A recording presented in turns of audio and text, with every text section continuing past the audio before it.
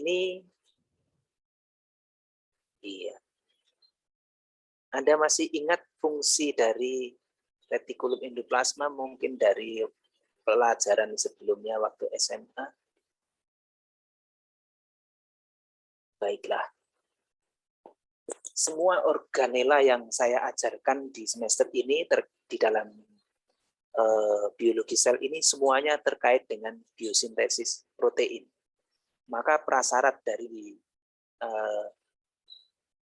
bab-bab yang akan saya sampaikan mulai dari inti sel, ribosom, retikulum endoplasma, kemudian nanti aparatus Golgi.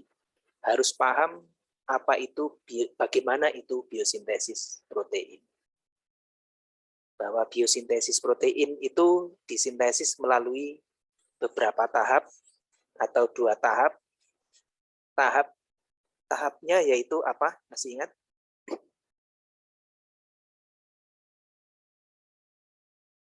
Biosintesis protein tahapannya apa? Transkripsi dan translasi. Transkripsi dan translasi. Jadi biosintesis protein adalah wujud dari ekspresi gen, bahwa kalau gen itu diekspresikan maka ekspresinya berupa biosintesis protein. Hasil ekspresi dari gen adalah molekul protein itu. Nah, protein itulah yang nantinya akan menentukan atau mengendalikan kehidupan dari makhluk hidup. Bisa berupa protein hormon, bisa berupa protein enzim, bisa juga protein-protein struktural yang membangun struktur tubuh sel yang nantinya akan membangun struktur tubuh dari suatu makhluk hidup tersebut. Nah, organela berikut ini berupa retikulum endoplasma, strukturnya kira-kira demikian. Jadi ini adalah retikulum endoplasma. Kalau kemarin kita sudah pernah melihat inti sel. Inti sel adalah ini adalah kulit inti. Kulit inti terdiri dari lembaran-lembaran double yang membentuk rongga-rongga tipis, rongga-rongga yang sempit di dalamnya disebut dengan sisterna atau lumen. Kemudian salah satu membran bagian luar mengalami evaginasi atau pelebaran, membentuk ruangan-ruangan sempit di luar inti seperti ini. Nah, ruangan-ruangan sempit di luar inti ini juga disebut dengan sisterna atau lumen-lumen yang merupakan ruang-ruang retikulum endoplasma. Jadi ruang retikulum endoplasma ini menyambung dengan bagian dari membran inti ini. Nah, kita lihat membran inti ini melebar, membentuk ruangan-ruangan sempit yang disebut dengan lumen-lumen atau sisterna, yang yaitu membentuk badan dari retikulum endoplasma ini. Secara struktur, retikulum endoplasma berupa ruangan-ruangan sempit yang bertumpuk-tumpuk seperti ini. Nah, tumpukan ruangan yang bertumpuk-tumpuk ini sebenarnya saling berhubungan satu sama lain. Jadi tidak lepas-lepas, tidak sendiri-sendiri. Jadi ini ada penghubungnya. Jadi antara ruangan di sini juga berhubungan dengan ruangan berikutnya, jadi tidak terpisah. Kemudian ada bagian-bagian yang permukaan ruangannya di luar, bagian ruang luarnya ini berbintik-bintik seperti ini. Ini adalah ribosom yang kita pelajari di pertemuan sebelumnya, bahwa ribosom ini ada yang nempel pada permukaan retikulum endoplasma, ada yang bebas di luar retikulum endoplasma. Jadi retikulum endoplasma berupa ruangan-ruangan sempit yang merupakan pelebaran atau evaginasi dari membran inti, kemudian bagian-bagian tertentu terdapat bintik-bintik yang merupakan ribosom yang menempel pada membran luar retikulum endoplasma tersebut. Jadi ada ribosom, ada lumen-lumen yang merupakan ruangan-ruangan sempit. Ribosom ini memiliki fungsi seperti yang kita ceritakan minggu kemarin, yaitu mentranslasi protein. Jadi tahapan biosintesis protein yang pertama adalah transkripsi di dalam inti sel, menyalin DNA dengan cetakan terbalik, hasilnya adalah RNA, kemudian ke sitoplasma mengalami translasi di ribosom. Jadi ribosom ini adalah mesin translasi atau mesin pencetak protein. Cetakannya adalah mRNA. Hasil translasi adalah molekul protein. Nah, molekul protein itu nanti ditampung oleh retikulum endoplasma ini. Jadi retikulum endoplasma yang merupakan kantong-kantong sempit ini fungsinya adalah salah satunya menampung hasil sintesis protein yang ditranslasi oleh ribosom yang menempel di permukaan membran luar ribosom ini.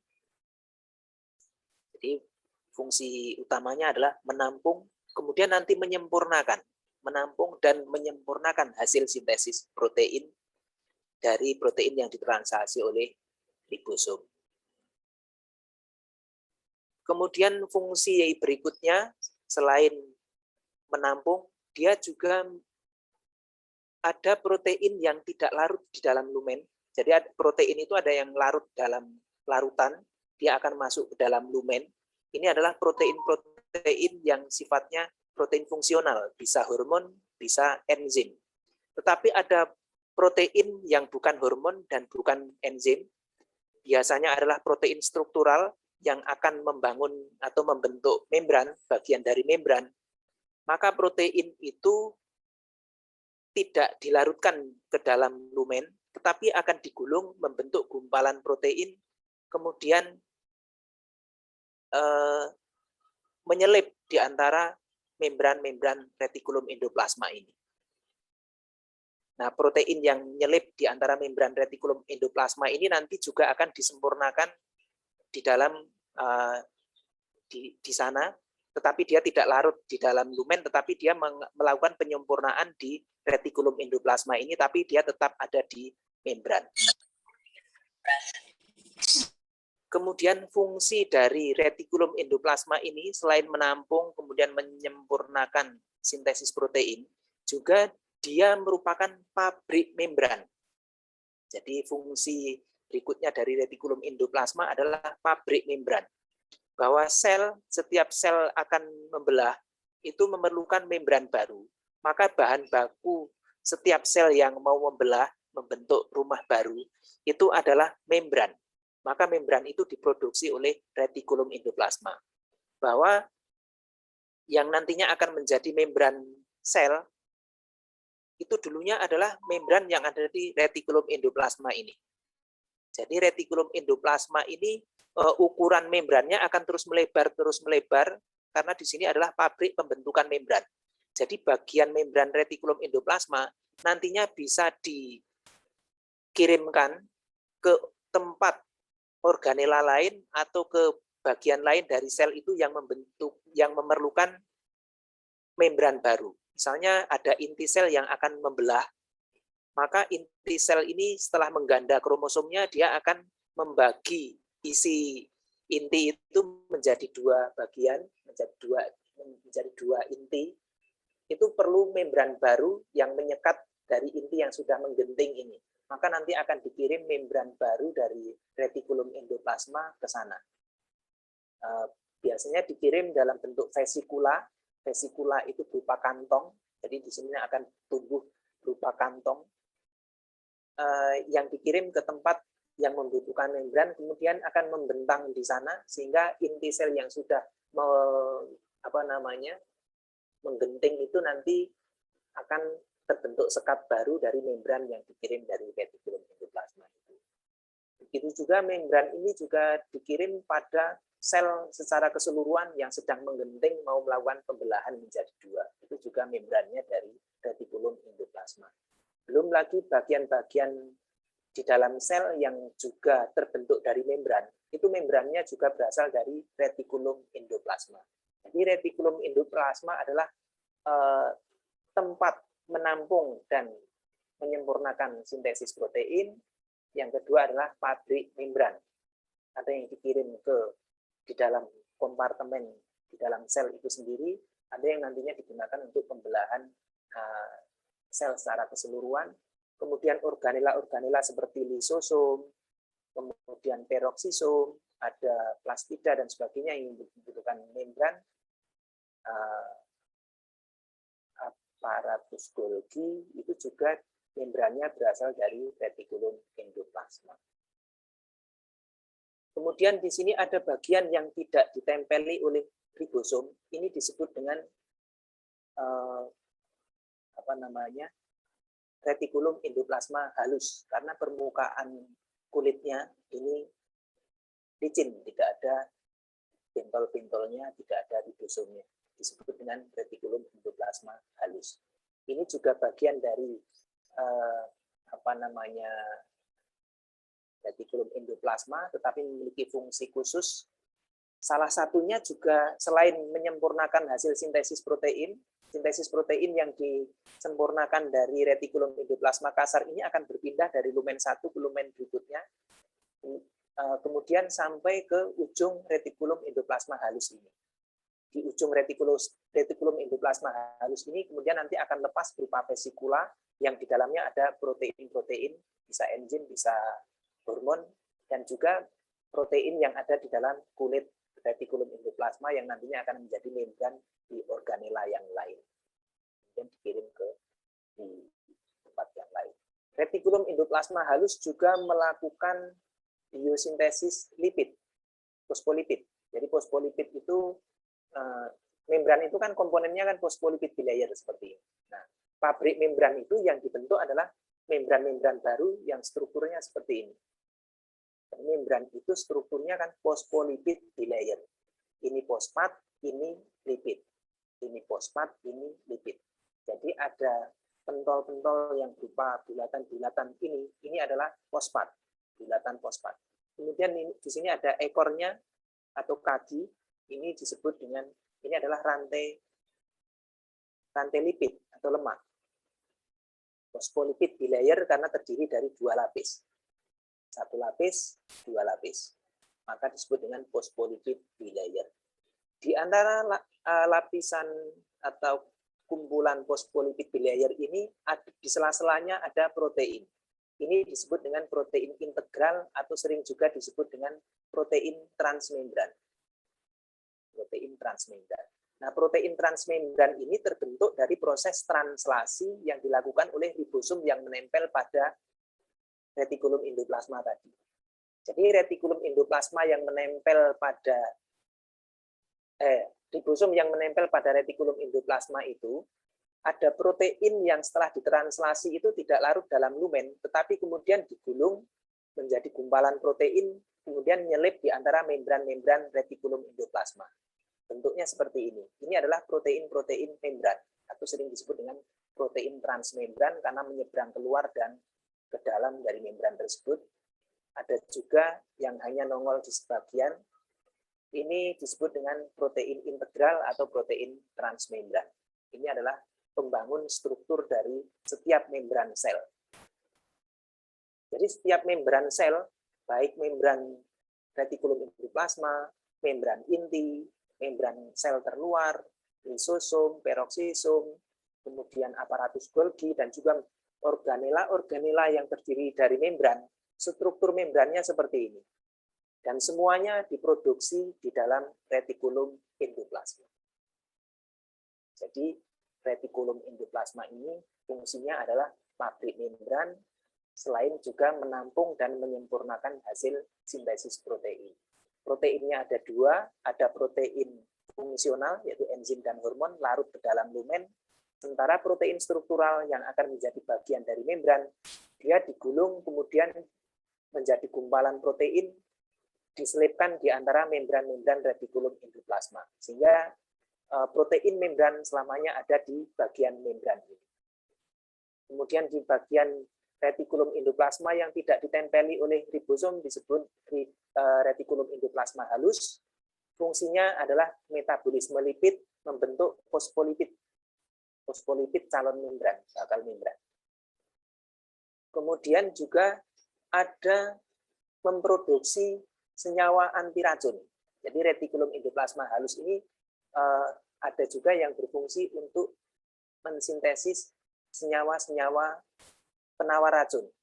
Biasanya banyak terdapat pada sel-sel hati. maka sel-sel hati akan lebih banyak memiliki retikulum endoplasma halus dibandingkan retikulum endoplasma kasarnya. Karena sel-sel hati lebih berfungsi banyak dalam penawar racun. Jadi kalau kita banyak minum racun, misalnya senyawa-senyawa makanan-makanan yang banyak mengandung senyawa-senyawa adiktif atau aditif yang tidak berguna bagi tubuh dan perlu dinetralisir supaya tidak beracun, maka dia akan dihidrolisis oleh enzim-enzim yang diproduksi berupa enzim-enzim penawar racun yang diproduksi oleh retikulum endoplasma halus. Misalnya banyak diproduksi di hati. Maka jangan dibiarkan hati untuk bekerja keras menetralisir racun, kurangilah untuk tidak selalu minum racun. Racun itu bisa berupa minuman keras, bisa juga minuman-minuman yang berpengawet, berwarna, dan sebagainya. Itu kan bisa berupa radikal bebas yang bersifat racun. Maka itu perlu dinetralisir di sel-sel hati. Maka sel-sel hati yang memproduksi senyawa-senyawa penawar racun pada bagian retikulum endoplasma halus. Sehingga orang yang biasa minum racun itu biasanya gendut. Gendut itu karena sel-sel hatinya mengalami pembengkakan karena memproduksi senyawa anti racun yang banyak di sana. Sampai di sini, ada yang mau ditanyakan terkait dengan fungsi retikulum endoplasma tadi? Mbak Safina bisa mengikuti saya?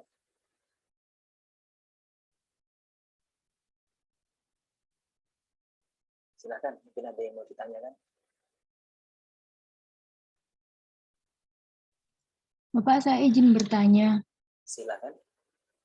Tadi kan vesikula itu lepas dari RE, dia itu mengandung hormon dan enzim. Apakah hanya hormon sama enzim aja, Pak? Atau nggak bisa yang lainnya gitu? Ya, jadi biosintesis protein itu disempurnakan di dalam lumen-lumen retikulum endoplasma. Ada yang protein enzim, ada protein hormon, tentunya ada protein-protein calon membran. Cuma protein calon membran tidak dilepas ke dalam lumen, tetapi dia diselipkan di antara membran-membran retikulum endoplasma. Tetapi dia juga melakukan penyempurnaan di dalam retikulum endoplasma untuk membentuk yang namanya gugus oligosakarida. Kita lihat di sini, membran itu bentuknya seperti ini. Ini adalah protein integral. Protein integral sering memiliki ikatan dengan oligosakarida. Oligosakarida ini gugus gula-gula sederhana dengan rantai pendek seperti ini. Ini biasanya dimiliki oleh protein-protein membran. Nah, oligosakarida ini berfungsi sebagai alat komunikasi sel.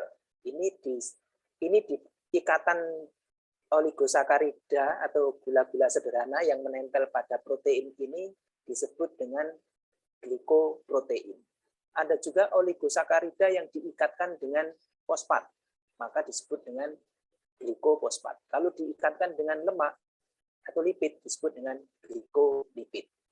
Akhirnya nanti akan memiliki rantai-rantai gula yang pendek keluar dari sel. Jadi sel itu memiliki membrannya memiliki kelengkapan seperti ini. Ini berfungsi sebagai sinyal transduksi. Nah, penyempurnaan protein di dalam lumen-lumen retikulum endoplasma ini terutama adalah penambahan gugus oligosakarida ini. Jadi gula-gula ini disematkan pada protein untuk membentuk susunan glikoprotein, glikolipid, dan sebagainya yang fungsinya adalah sebagai alat komunikasi nanti. Jadi ini sebagai alat sinyal transduksi dari sel yang biasanya digunakan untuk komunikasi sel. Kemudian protein ini yang sudah disempurnakan dari lumen lumen 1 berpindah ke lumen berikutnya, menyeberang, kemudian sampai ke ujung retikulum endoplasma halus akan lepas berupa vesikula. Vesikula itu artinya gelembung yang merupakan cuilan dari membran retikulum endoplasma yang di dalamnya ada protein tadi. Tentunya di dalam lumen ini adalah protein-protein, terutama adalah protein-protein yang larut dalam larutan di dalam vesikula itu. Yang utama adalah enzim dan hormon. Bisa enzim untuk menetralisir racun tadi, bisa juga hormon-hormon yang nantinya akan masuk ke kelenjar. Jadi ini nanti vesikula ini akan dikirim ke ruang kelenjar. Nantinya akan mengisi suatu kelenjar. Sebelum di kelenjar diproduksi enzimnya ini di dalam retikulum endoplasma ini, enzim-enzimnya. Kemudian selain enzim dan hormon ada protein struktural. Jadi protein itu cuma saya kelompokkan menjadi 3 saja. Protein, hormon, dan enzim itu protein fungsional. Kemudian protein struktural yang merupakan protein pembentuk struktur membran. Ini disebut dengan protein struktural. Karena dia membentuk struktur bangun dari suatu membran sel yang nantinya akan membentuk struktur suatu sel. Jadi hanya 3 kelompok itu protein. Bisa dipahami? Bisa Bapak, terima kasih. Iya. Nah, kita lihat bagaimana penyempurnaan biosintesis protein itu. Jadi protein itu hasil translasi yang dilakukan oleh ribosom itu ada 2 macam. Ada protein enzim, ada protein hormon yang merupakan protein fungsional, dan protein struktural yang nempel pada membran-membran retikulum endoplasma. Ini adalah protein calon membran. Protein calon membran selamanya berada di membran, tidak pernah larut ke dalam lumen. Penyempurnaannya adalah dengan memasang-masangkan oligosakarida tadi. Jadi oligosakarida itu dipasang-pasangkan di dalam lumen-lumen retikulum endoplasma, tetapi proteinnya masih tetap menyelip di antara membran-membran ini. Jadi yang huruf Y ini sebenarnya ini adalah rantai oligosakarida. Jadi ini adalah rantai oligosakarida. Monosakarida yang di renteng-renteng akhirnya membentuk oligosakarida. Jadi gula dengan rantai panjang yang tidak terlalu panjang itu disebut dengan oligosakarida. Kalau panjang sekali disebut dengan polisakarida. Kalau satu disebut monosakarida. Nah, di sini kita lihat baru bercabang 1 waktu di RE. Kemudian dari RE akan dilepas melalui vesikula yang ada di retikulum endoplasma halus, kemudian membentuk vesikula lepas dari retikulum endoplasma. Di sini protein itu sudah memiliki oligosakarida yang bercabang 2 kalau kita lihat di sini. Ini kemudian akan dikirim ke aparatus Golgi, sehingga vesikula ini akan berfusi dengan aparatus Golgi, sehingga menyatu menjadi bagian dari membrannya aparatus Golgi. Jadi membran yang ada di aparatus Golgi ini dulunya berasal dari retikulum endoplasma. Lepas dari retikulum endoplasma halus, berfusi dengan aparatus Golgi. Nah, di dalam lumen-lumen aparatus Golgi, ruangan-ruangan ini juga masih disebut dengan lumen atau sisterna juga, seperti pada RE. Penyempurnaan proteinnya masih berlanjut, yaitu dengan memasang-masangkan oligosakarida tadi. Sehingga kalau yang pada retikulum endoplasma ini masih bercabang 2, di aparatus Golgi ini ditingkatkan lagi sampai bercabang-cabang lagi lebih banyak lagi di sini. Jadi ini pemanjangan oligosakarida di lumen-lumen aparatus Golgi berlanjut. Jadi penyempurnaan protein itu diantaranya adalah menyematkan oligosakarida ini. Kemudian setelah berpindah dari lumen 1 ke lumen berikutnya di aparatus Golgi, kemudian sampai selesai sempurna, oligosacaridanya sudah bercabang-cabang banyak setelah ditambah panjang dan ditambah cabang di aparatus Golgi ini. Kemudian sempurna dilepas dalam bentuk vesikula lagi, kemudian dipompakan keluar sel. Kalau ini protein enzim, maka dia akan menuju ke ruang enzim. Jadi ini sel ini adalah sel-sel yang ada di dalam dinding suatu dinding kelenjar. Kemudian setiap selnya akan memproduksi hormon atau enzim, kemudian dipompakan keluar menuju ruang enzim dengan cara seperti ini. Vesikula ini akan berfungsi dengan membran selnya sendiri, membran sel terluar, kemudian enzim atau hormonnya dipompakan keluar, kemudian bagian membrannya vesikula menjadi bagian membran itu. Sehingga membran ini bertambah lebar karena adanya vesikula yang berfusi di sini. Kita perhatikan di sini, yang huruf Y tadi bertambah cabang di ruang atau lumen-lumennya aparatus Golgi, kemudian setelah menjadi bagian dari membran, ini posisinya menjadi terbalik. Jadi yang oligosakarida tadi kalau di dalam lumen ini kan berada di dalam. Kemudian kalau sudah di membran sel, dia berada pada bagian luar. Ini dijadikan sebagai alat komunikasi sel. Ini sebagai alat pengirim dan penerima sinyal untuk komunikasi sel. Seperti ini. Jadi fungsi dari oligosakarida ini untuk komunikasi sel, untuk menerima sinyal atau mengirim sinyal. Misalnya sel itu suatu saat akan terjadi infeksi mikroba, mau masuk ke dalam sel, maka mikroba itu akan dikenali oleh oligosakarida ini, sinyalnya akan bisa mengenali mikroba yang akan masuk ini, sehingga mikroba ini bisa dibungkus oleh vesikula juga seperti ini, membentuk vesikula yang masuk ke dalam, kemudian bisa dikirim ke lisosom untuk dicerna. Sehingga kuman tadi tidak bisa menginfeksi sel, tidak jadi menginfeksi sel, tetapi dia ditangkap oleh vesikula dan dicerna di lisosom.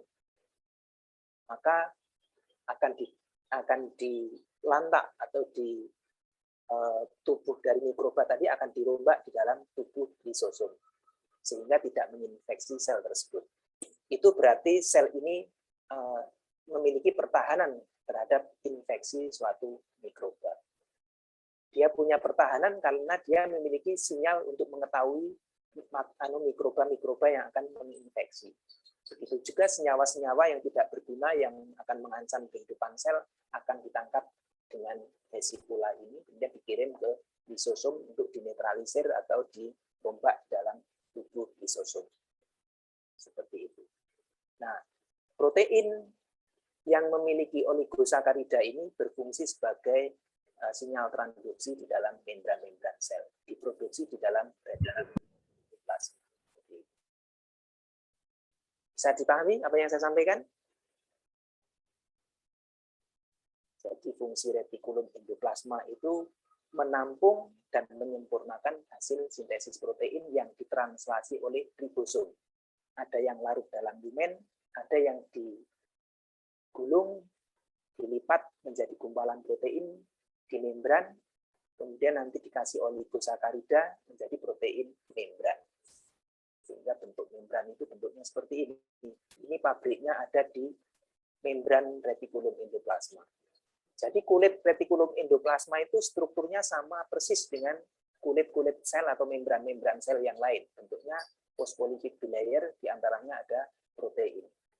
Jadi tubuh dari retikulum endoplasma itu terus akan membentuk bangunan-bangunan seperti ini, phospholipid bilayer, ada proteinnya, kemudian ditambahi oligosakarida seperti ini.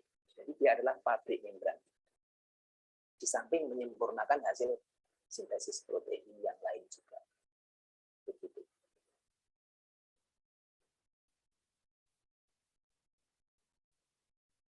Ini ada RE kasar, ada RE halus, memiliki fungsi yang sudah saya jelaskan tadi, nanti bisa dibaca ya.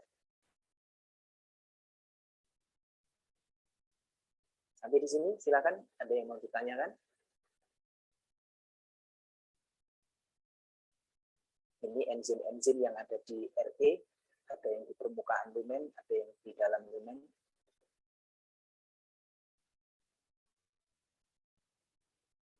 Di permukaan dan di dalam lumen. Ini fungsi RE secara umum, sudah saya jelaskan tadi.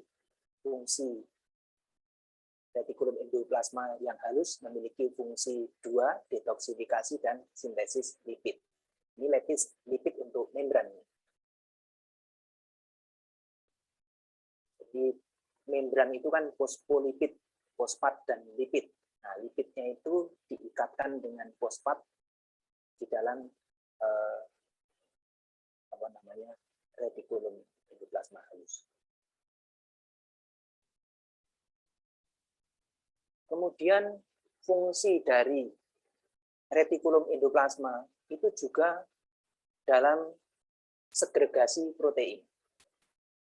Segregasi protein itu artinya memilah-milah protein. Protein yang disintesis oleh ribosom itu macam-macam. Tujuannya bermacam-macam juga. Ada yang diekspor keluar sel, ada yang diperlukan di dalam sel itu sendiri atau kompartemen intrasel. Kemudian ada komponen protein komponen membran. Jadi protein ini 3 macam ini. Yang keluar itu adalah enzim dan hormon. Kemudian untuk kompartemen dalam sel juga ada yang berupa enzim pencernakan di lisosom misalnya. Kemudian ada protein membran. Nah, protein itu kan ada yang ditranskripsi oleh ribosom bebas yang tidak menempel di RE, ada juga yang ditranslasi atau dicetak oleh protein yang menempel pada RE. Kalau yang nempel pada RE, maka dia akan disempurnakan di dalam lumen-lumen RE. Maka pemindahannya selalu melibatkan retikulum endoplasma, kemudian melibatkan aparatus Golgi.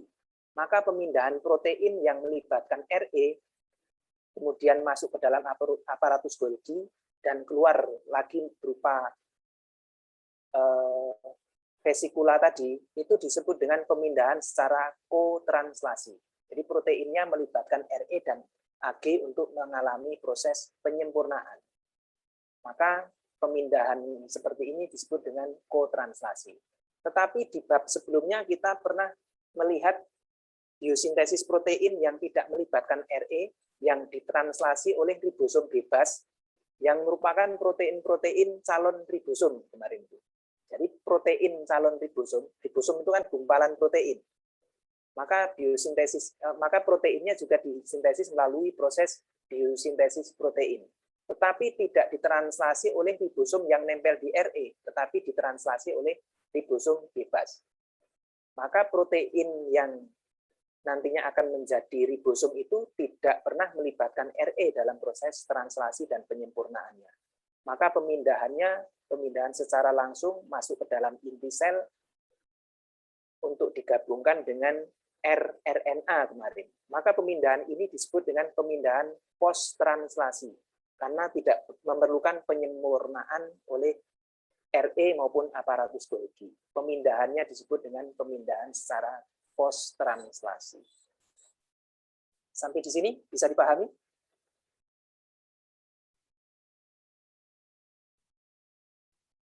Ada yang bisa dipahami? Halo, saya bisa didengar? Insya Allah bisa, Pak. Iya. Jadi saya minta direspon. Jadi ribosom itu ada 2.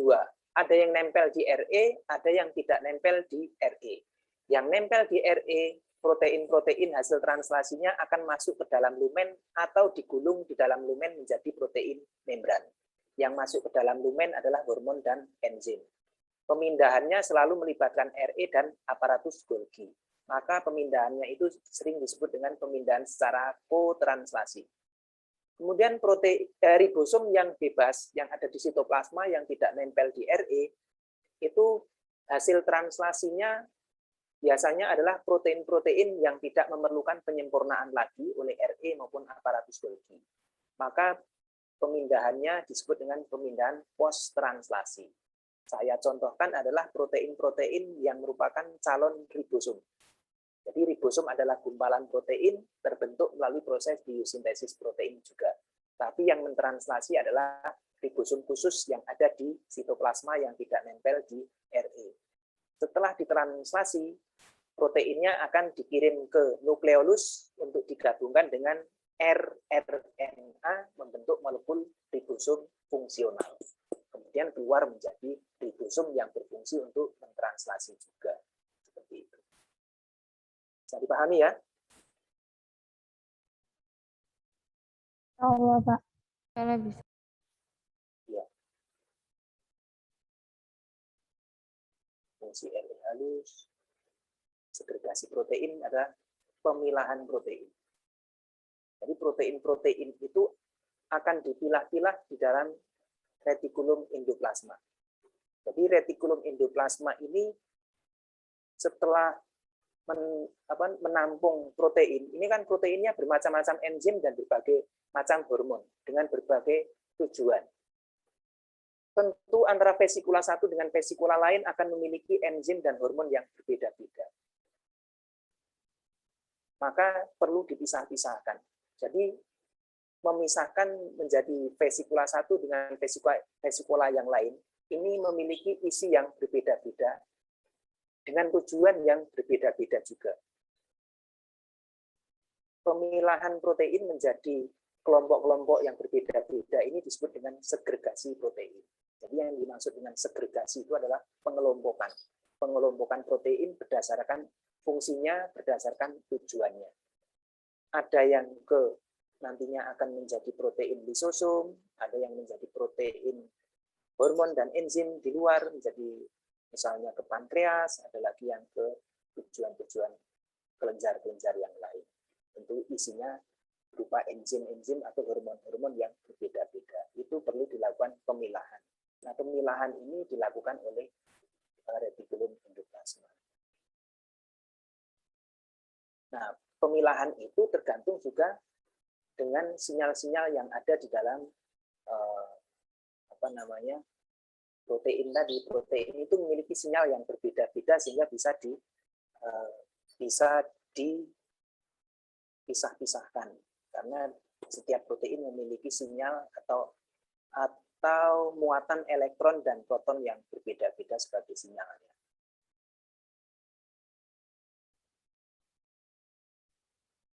Tadi ada protein yang melibatkan RE dalam proses transportasinya, ada protein yang tidak melibatkan RE, sudah kita ketahui. Nah, protein yang melibatkan RE juga dikelompokkan lagi. Ada protein transmembran yang merupakan protein calon membran. Ada lagi protein non-membran yang merupakan enzim dan hormon. Kalau protein membran itu tidak pernah larut di dalam lumen, tidak pernah larut dalam larutan protein di dalam lumen atau sisterna tadi, tetapi dia tetap dilipat menjadi gulungan protein atau gelembung atau gumpalan protein di dalam membran-membran RE. Sedangkan kalau protein yang larut dalam air atau protein-protein enzim atau hormon itu biasanya larut di dalam lumen. Seperti itu. Pemindahannya melibatkan RE dan aparatus Golgi, maka pemindahannya sering disebut dengan pemindahan secara kotranslasi. Silakan, RE, ada yang mau ditanyakan? Retikulum endoplasma, ada kasar dan halus, fungsinya bermacam-macam. Silakan.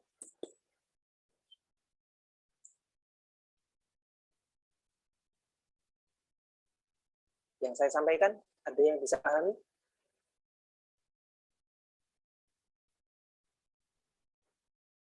Bapak, mohon maaf, saya izin bertanya. Untuk tadi yang perpindahan kotranslasi dan post-translasi, kotranslasi itu pemindahan dengan cara fisikal yang melibatkan RE dan aparatus Golgi, sedangkan yang post-translasi itu dengan cara fisikal tetapi tidak melibatkan RE gitu, bukan Pak?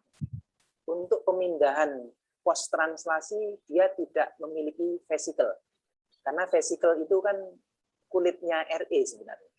Jadi vesikel itu kulitnya RE yang kemudian nanti bergabung menjadi bagian dari aparatus Golgi, menjadi kulitnya aparatus Golgi, kemudian lepas lagi keluar berupa vesikel lagi yang merupakan kulit dari aparatus Golgi. Nah, untuk pemindahan yang secara post-translasi, itu langsung berupa lembaran protein yang panjang, hasil translasi kan rantai panjang polipeptida kan, yang terdiri dari asam amino yang memanjang, kemudian digulung menjadi gumpalan protein, kemudian masuk ke inti sel, menjadi protein calon ribosom yang akan digabungkan dengan rRNA. Jadi dia tidak memiliki vesikel, hanya berupa protein yang digulung menggumpal saja. Begitu. Baik, Bapak. Terima kasih. Terima kasih kembali. Jadi bedanya kotranslasi dengan post-translasi, kalau post-translasi itu proteinnya sudah sempurna dan juga tidak dibungkus oleh vesikel, hanya berupa gumpalan protein saja. Jadi lembaran polipeptida yang digulung memadat menjadi gumpalan protein. Tetapi kalau yang kotranslasi itu masih proteinnya masih dalam berupa larutan, dibungkus oleh kalau masuk ke dalam RE itu masuk dalam lumen, kalau ditranslokasikan itu dipindahkan melalui vesikula. Jadi vesikula itu alat transportasi yang berasal dari kulitnya retikulum endoplasma. Gitu. Yang lain, silakan.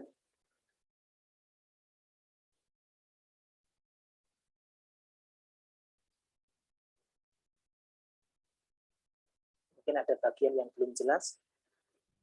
Maaf Bapak, saya ingin bertanya pada penyempurnaan sintesis protein. Ya, silakan Mbak Rizky. Di penyempurnaan itu kan ada itu ya Pak, ada 3 protein, ada enzim, hormon, sama struktural. Yang pertama kan memasangkan dari olisakarida, lalu RE melepaskan ke fasikula, lalu lepas dan dikirim ke aparatus Golgi sehingga bercabang banyak, lalu dilepaskan lagi dalam bentuk vasikula, lalu dipompa ke dalam bentuk sel. Habis itu setiap habis dia membentuk sel itu bagaimana ya Pak? Yang bagaimana apanya? Proteinnya? G. Jadi membran-membran itu pada akhirnya akan dikirim pengiriman terakhir melalui aparatus Golgi tadi ya, sudah tahu ya. Jadi setelah dia disempurnakan di RE, dia dikirim di dalam vesikula. Vesikula ini adalah cuilan membran dari dari retikulum endoplasma yang cuil, lepas membentuk gelembung seperti ini, dikirim ke aparatus Golgi menjadi seperti ini, berfusi seperti ini. Kemudian berpindah dari lumen satu ke lumen yang lain ini melalui vesikula juga. Ini lepas, jadi dari sini nanti akan membentuk gelembung, lepas seperti ini, pindah ke vesikul ke lumen berikutnya, kemudian lepas di sini, masuk ke lumen berikutnya, pindah ke lumen berikutnya dengan vesikula juga dan seterusnya, sampai di ujung menjadi protein yang sudah sempurna. Nah, vesikel ini kemudian dipompakan ke luar sel. Kalau ini diperlukan di luar sel, misalnya masuk ke ruang kelenjar. Ini adalah protein-protein enzim dan hormon. Kemudian protein-protein yang ada di kulit vesikula ini nantinya akan menjadi protein transmembran sel tersebut. Dia akan berada di bagian dari sel ini. Kita perhatikan di sini letak posisi kulit atau membran sel ini kebalikan dari posisi kulit sewaktu dia sebagai vesikel atau sebagai lumen ini. Jadi kalau di dalam lumen ini antena atau oligosakarida tadi kan ada di dalam sini karena masih terus dilakukan pemanjangan. Tetapi kalau sudah menjadi bagian dari membran sel, maka dia akan terbalik. Dia akan menjadi ke arah luar. Karena ini fungsinya digunakan untuk mengenali apa-apa saja yang akan menerobos masuk ke dalam sel. Kalau diperlukan, dia akan diikat masuk ke dalam secara resmi. Tapi kalau misalnya dia adalah senyawa ilegal, misalnya kuman, maka dia akan ditangkap berupa vesikula juga, kemudian dikirim ke lisosom. Nah, pertanyaannya yang kemudian seperti apa itu gimana? Iya Pak, tadi saya tuh bingung setelah ternyata setelah dia keluar atau sudah menjadi protein yang sempurna itu dia digunakan sebagai apa Pak tadi untuk mengenali?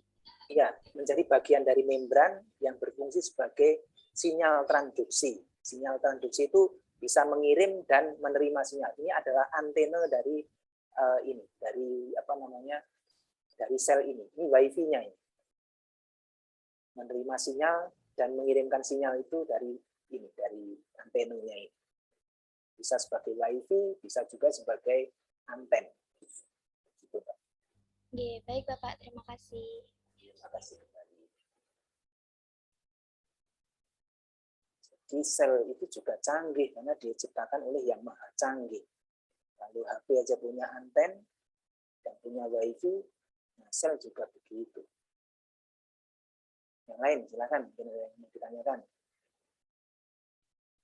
Yang sudah bertanya boleh menambah pertanyaan. Mohon maaf Bapak, saya izin bertanya.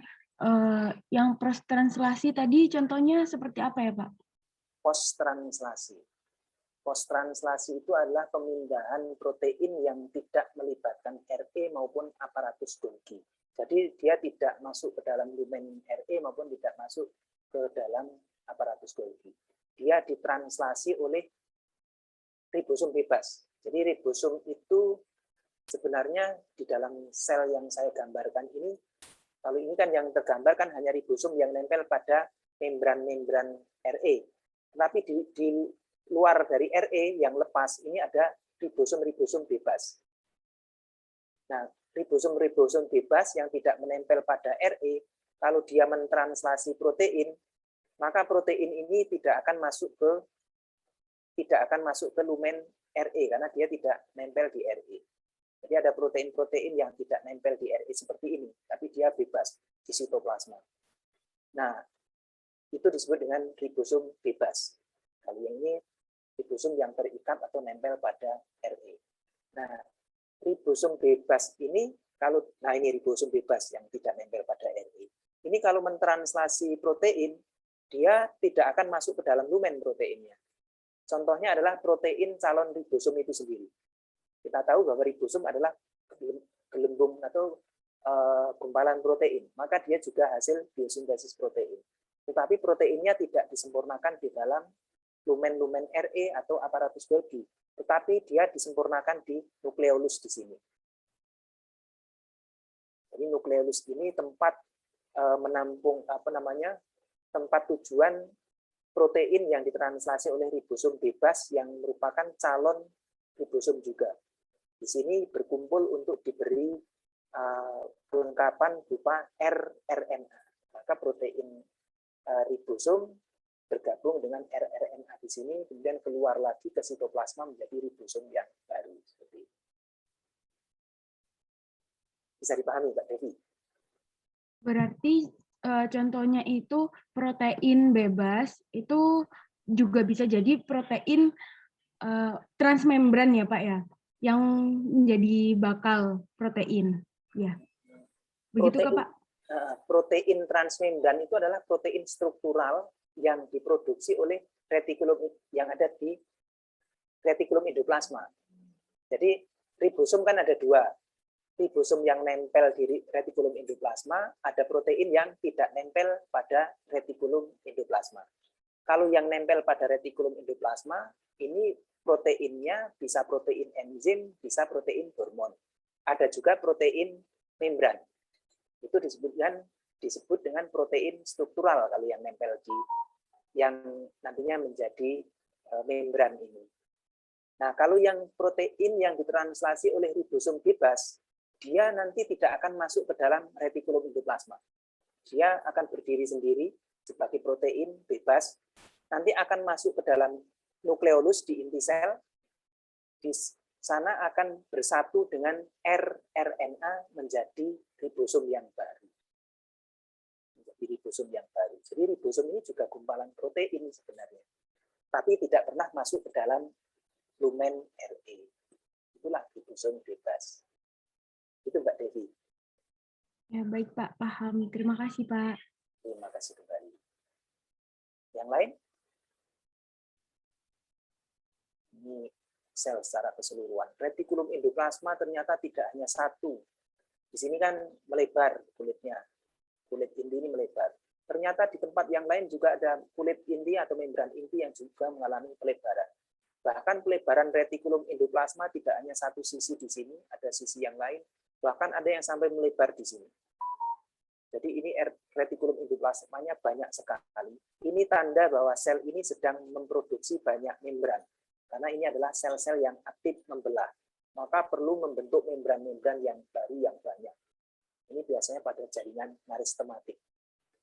Jadi RE-nya lebar, luas, dan semuanya memproduksi membran-membran yang baru. Tapi kalau di tempat yang lain, retikulum endoplasma halusnya yang banyak. Ini contohnya adalah sel-sel hati. Sel-sel hati banyak memproduksi senyawa-senyawa penawar racun. Maka retikulum endoplasma halusnya yang banyak. Karena yang memproduksi senyawa anti racun adalah retikulum endoplasma yang halus.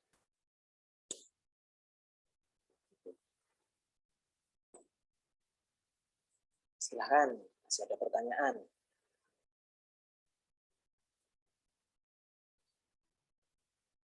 Bapak, saya izin bertanya, untuk RE halus itu memiliki fungsi biosintesis lipid. Nah, biosintesis lipid itu maksudnya gimana ya, Pak? Biosintesis itu pembentukan molekul-molekul lipid yang nantinya akan diikatkan dengan fosfat yang membentuk fosfolipid itu. Fosfat itu ini. Ya,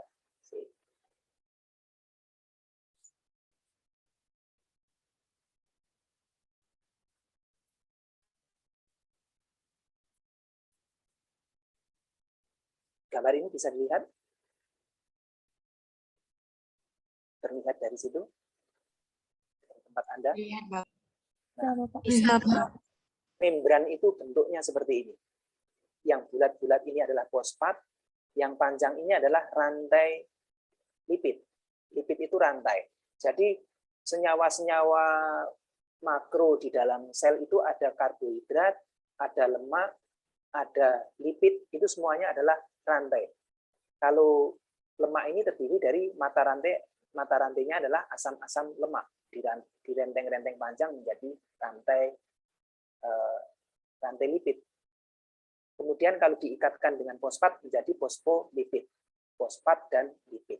Inilah penyusun sel, penyusun membran utama dari suatu sel. Ada fosfat, ada lipid, kemudian diantaranya berupa protein integral. Nah, ini susunan protein, lipid dan protein ini seperti ini disusun di dalam pabrik membran, yaitu di retikulum endoplasma. Khususnya retikulum endoplasma halus yang menyusun lipidnya.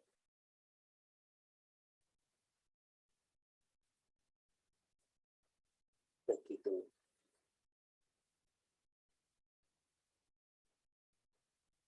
Jadi susunan fosfolipid di layer ini dibentuk di dalam membran RE halus pada bagian membran.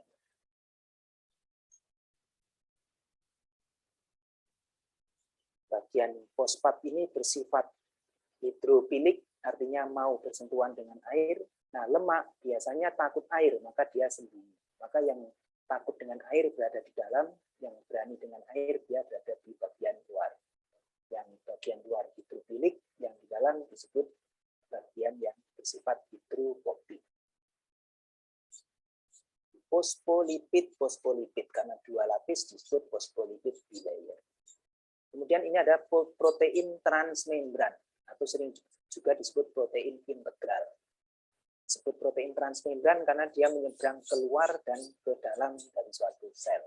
Sebagai bagian dari alat komunikasi sel kalau dia sudah memiliki oligosakarida sebagai sinyal transduksinya. Itu. Bisa dipahami? Ya, Bapak. Terima kasih. Atas kembali. Yang lain? Mungkin masih ada pertanyaan, masih ada waktu 11.02. Ini saya sehari ini akan mengajar sampai 3 kali, insya Allah. Nanti masih ada satu kelas lagi, nanti satu kelas di fisiologi fisiologi tunggal. Jadi saya kalau selama 4 bulan ini, 3 bulan, 4 minggu ya, 4 minggu ini ngajar 3 kali sehari. Di siang, sore, siang. Silakan kalau masih ada pertanyaan.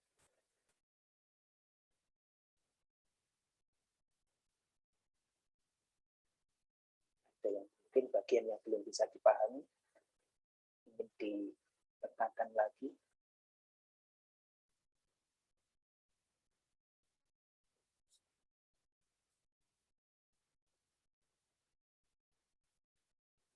Kalau ada pertanyaan, saya senang. Kalau tidak ada pertanyaan, saya juga senang. Tapi lebih senang kalau ada pertanyaan. Kadang-kadang pertanyaan mengingatkan sesuatu yang belum saya sampaikan.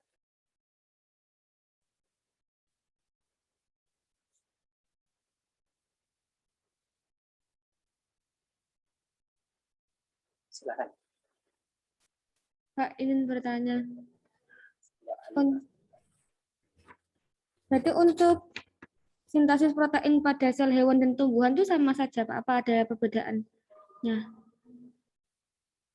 Pada umumnya biosintesis tumbuhan dan hewan sebenarnya sama. Untuk yang makhluk-makhluk eukariot itu ada transkripsi di inti sel, kemudian translasinya di sitoplasma. Yang berbeda biasanya untuk yang prokariot yang tidak punya membran.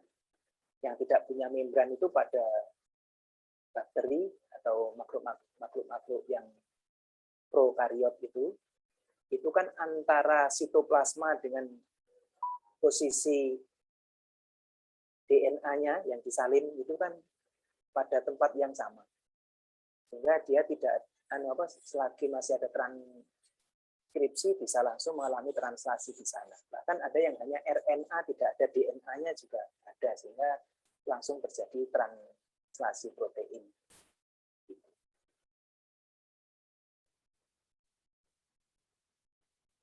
Tapi kalau tumbuhan dengan hewan itu sama karena dia berupa DNA yang terbungkus oleh inti, kemudian di sitoplasma nanti mengalami translasi oleh mesin translasi berupa ribosom. Sehingga dalam proses biosintesis protein itu karena bahan genetik DNA dan RNA itu terpisah, itu membutuhkan waktu yang lebih lama dibandingkan pada prokariot. Maka biosintesis prokariot lebih cepat karena tidak ada pemisahan antara DNA dengan inti yang melewati membran. Sehingga karena cepatnya biosintesis protein, maka pertumbuhan sel-sel prokariot itu lebih cepat. Jadi pembelahan perkembangbiakan atau reproduksi makhluk-makhluk halus itu lebih cepat. Makhluk-makhluk halus yang saya maksud itu bakteri, jamur, yang prokariot itu lebih cepat karena dia tidak ada pemisahan tempat transkripsi dan translasi. Tetapi kenapa di dunia ini kok tidak dipenuhi dengan makhluk-makhluk halus itu, kok lebih besar manusianya sebesar ini, sementara makhluk-makhluk halus tadi tidak banyak. Jadi bakteri itu kalau kita temui tidak sebanyak populasinya makhluk-makhluk yang ukurannya besar. Kenapa?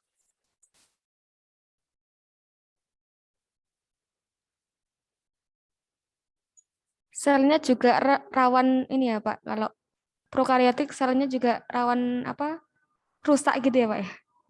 Ya, bisa jadi rawan, tapi juga banyak juga makhluk-makhluk halus itu yang memiliki kapsul yang untuk melindungi diri sehingga tidak pernah bahkan dengan suhu tinggi saja ada yang sampai dia bisa tahan. Nah, sebenarnya yang lebih utama adalah dikarenakan mikroba itu biasanya tempat hidupnya terbatas, ruang hidupnya terbatas. Ya, misalnya hanya hidup di tempat yang lembab. Sementara ruang-ruang di dunia ini lebih banyak tempat yang kering dibandingkan tempat yang lembab. Sehingga mikroba tadi tidak bisa hidup di tempat-tempat yang kering, yang kita kondisikan kering. Nah, supaya kita itu terbebas dari infeksi berbagai kuman-kuman yang berbahaya itu, maka tempat kita itu harus terhindar dari kelembapan yang tinggi. Kita harus menjaga ventilasi rumah, misalnya, supaya kondisi rumah itu tetap kering. Karena di mana lembab, di mana tempat-tempat mikroba bisa hidup. Seperti itu. Kemudian mikroba ini juga punya predatornya. Bisa memangsa dia juga. Tapi terutama adalah habitat hidupnya tadi, ya, hanya menempati di tempat-tempat yang lembab. Itu Mbak Alima. Baik, makasih Pak. Terima kasih kembali. Mudah-mudahan tidak ada pertanyaan lagi. Kalau masih ada pertanyaan, masih saya beri kesempatan. Pak Lailatul mungkin sudah mau ke kamar mandi, silakan. Atau mau bertanya? Pak, saya izin bertanya. Berarti di RE halus itu tidak ada aktivitas untuk membentuk protein ya, Pak? Di RE halus. Iya, jadi di sana tidak ada ribosom, berarti tidak ada translasi protein, tidak ada. Tetapi material protein yang berada di retikulum endoplasma kasar yang tadinya ditampung di sana, pada akhirnya nanti akan menyeberang sampai ke retikulum endoplasma halus, kemudian ditranslokasikan keluar melalui vesikula. Jadi ruangannya itu nyambung sampai ke retikulum endoplasma kasar. Tetapi karena tidak ditempeli oleh ribosom, maka di sana tidak ada translasi. Tapi protein tetap ada, karena dia mengalir, protein itu mengalir dari RE kasar ke retikulum endoplasma halus. Sebelum nanti dikirim keluar berupa vesikula. Itu Mbak Fidia.